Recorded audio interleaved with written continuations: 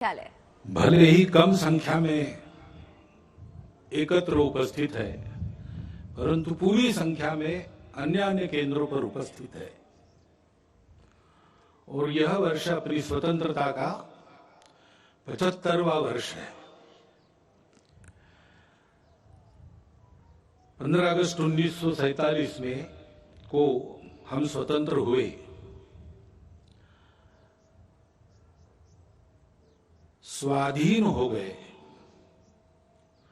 स्वतंत्र बनने की प्रक्रिया का प्रारंभ उस स्वाधीनता के कारण हम कर पाए। यानी अपने देश को चलाने के सूत्र हमने अपने हाथ में उस दिन लिए। अब चलाते चलाते अपने देश को स्व के आधार पर एक तंत्र पर खड़ा करने की प्रक्रिया वो चल रही है। क्योंकि स्वतंत्रता क्यों चाहिए इसके बारे में भी अपने देश में संघर्ष हुआ। स्वतंत्रता के लिए संपूर्ण भारत में समाज के सभी वर्गों से, देश के सभी क्षेत्रों से लोगों ने परिश्रम किए, संघर्ष किए, बलिदान दिए, त्याग और बलिदान के हिमालय खड़े किए।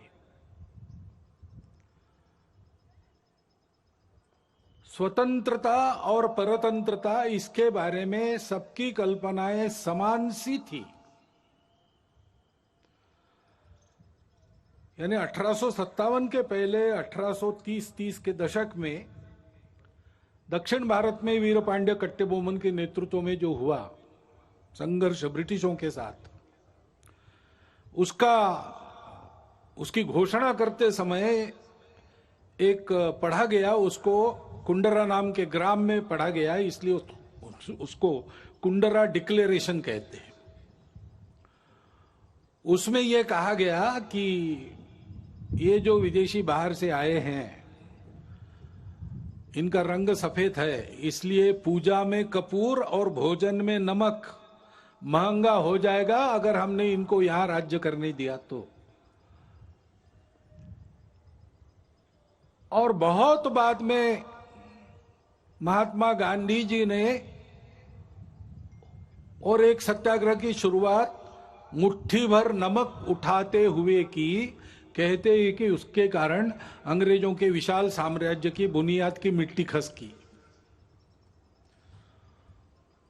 तो इस प्रकार कुछ समान से भाव सबके मन में थे, आपस में संपर्क नहीं था तो भी। और इसलिए ऐसी कई बातें समान सी पाई जाती है उस संघर्ष में। ऐसा एक संघर्ष हुआ और उसके फलस्वरूप हम 15 अगस्त को स्वतंत्र हुए। परंतु कालांतर में स्व की कल्पना ढीली पड़ी, अस्पष्ट हुई। उसके कारण स्वतंत्र होना है यानी क्या होना है, अपना स्व क्या है ये पता नहीं। स्व का विस्मरण तो बहुत दिनों से चल रहा था और इसलिए स्व को भूल गए तो स्वजनों को भी भूल गए और अपने आपस में ही भेद इतने बड़े हो गए, उससे हम जर्जर हो गए।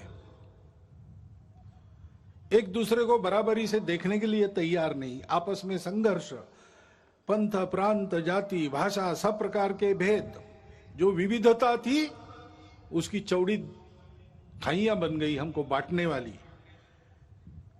और इसमें स्व का भी विस्मरण, ठीक से स्मरण नहीं रहा, विस्मरण हो गया। और इसलिए जो चुनौतियां उस समय की थी उसके सामने एक स्पष्ट नीति लेकर हम खड़े नहीं हुए। कभी इधर कभी उधर ऐसी ढुलमुल बात चली, इसका लाभ विदेशियों ने लिया। और जिस दिन हम स्वतंत्र हुए उस दिन स्वतंत्रता के आनंद के साथ साथ एक अत्यंत दुर्धर वेदना भी हमने अपने मन में अनुभव की।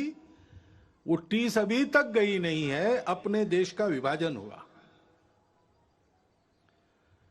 अत्यंत दुखद इतिहास है वो,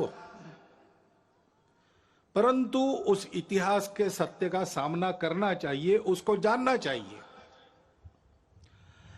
जिस शत्रुता और अलगाव के कारण विभाजन हुआ उसकी पुनरावृत्ति नहीं करनी है। उसकी पुनरावृत्ति टालने के लिए और खोई हुई हमारी अखंडता और एकात्मता को वापस लाने के लिए उस इतिहास को सबने जानना चाहिए, विशेषकर नई पीढ़ी ने जानना चाहिए, क्योंकि अब जो पीढ़ी है वो उसके बाद उसने जन्म लिया है, उसको जानना चाहिए ताकि उसकी पुनरावृत्ति न हो, खोया हुआ वापस आ सके, खोए हुए बिछुड़े हुए वापस गले लगा सके। परंतु इस प्रकार की एकात्मता और अखंडता की पहली शर्त रहती है भेद रहित समताधिष्ठित समाज। पहले हमने अपने स्व को भुला दिया, स्वजनों को भुला दिया, तो भेद जर्जर हो गए। इसलिए हजारों मील दूरी से मुट्ठी भर लोग आए, हमसे बर्बर लोग आए और हमको पादाक्रांत करते चले गए। ये बार बार हुआ, एक बार नहीं हुआ। हूण शक बर्बर यवन आपने सुना है, तब से लेकर तो ब्रिटिशों के अपने यहां पर राजा बनने तक यही इतिहास हुआ। और इसलिए मूल जो अपना स्व है उसके आधार पर अपने स्वजन, उनके प्रति आत्मीयतापूर्ण व्यवहार ये होना चाहिए, क्योंकि अपने देश में उस स्व के विस्मरण के कारण, अपनों के विस्मरण के कारण जातिगत विषमता की समस्या बहुत पुरानी है। बहुत लोगों ने उस विषमता को हटाने के लिए प्रयास किया। विषमता मूलक जो व्यवस्थाएं थी उनको निकाल दिया, समताधिष्ठित व्यवस्था लाने का प्रयास किया। लेकिन व्यवस्था तो व्यवस्था है, वो एक ढांचा है। आखिर चलाने वाला उसका उपयोग क्या करता है उस पर निर्भर है। चलाने वाले के मन में अगर समता है तो व्यवस्था समता की पोषक होती है। व्यवस्था तो बदलेगी ही, विषमता मूलक व्यवस्था टिक नहीं सकती, अप्राकृतिक है और इसलिए वो जाएगी ही। ठीक से जाए इसको देखना, इतना ही काम रहता है। लेकिन व्यवस्था बदलने के साथ साथ या उसके पहले मन बदलना चाहिए। भेद की भावना मन में रहती है, मन से वचन कर्म और वाणी में प्रकट होती है, और विचार में प्रकट होती है, व्यवस्था में प्रकट होती है। और इसलिए उस व्यवस्था के साथ साथ इस मन को बदलने का प्रयास होना चाहिए।